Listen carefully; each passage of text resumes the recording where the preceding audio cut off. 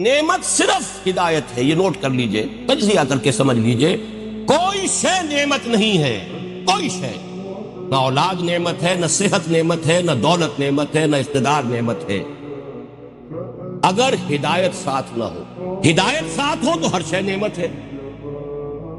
صحت ہے، ہدایت بھی ہے، کیا کہنے ہیں۔ خیر کے کام آپ کریں گے، زیادہ محنت کریں گے، بھاگ دوڑ کریں گے، اور اگر صحت ہے اور ہدایت نہیں ہے تو زیادہ رنگ رلیاں منائیں گے، زیادہ عیاشیاں کریں گے، زیادہ بدماشیاں کریں گے، زیادہ فساد پھیلائیں گے۔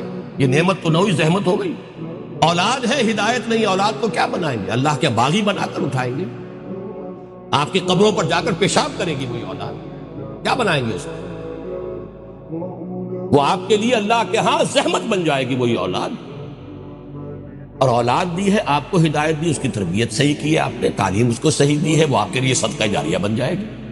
گویا کہ ہر شے صرف نعمت ہدایت کے ساتھ، یہ جس کو ہم کہتے ہیں، جو پرانے زمانے میں تصور تھا کوئی شے جس چیز سے چھو جائے وہ سونا بن جاتی، وہ شے ہے ہدایت۔ ہدایت ہو تو صحت بھی نعمت ہے، دولت بھی نعمت ہے، اولاد بھی نعمت ہے، اقتدار نصیب ہو جائے، کیا کہنے ہیں۔ انسان دنیا میں فلاح پیدا کرے گا، خیر پیدا کرے گا، خلق خدا کی بہتری کرے گا، حضرت یوسف کے نقش قدم پر چلے گا، قحط جیسے مسئلے کو حل کر لے گا۔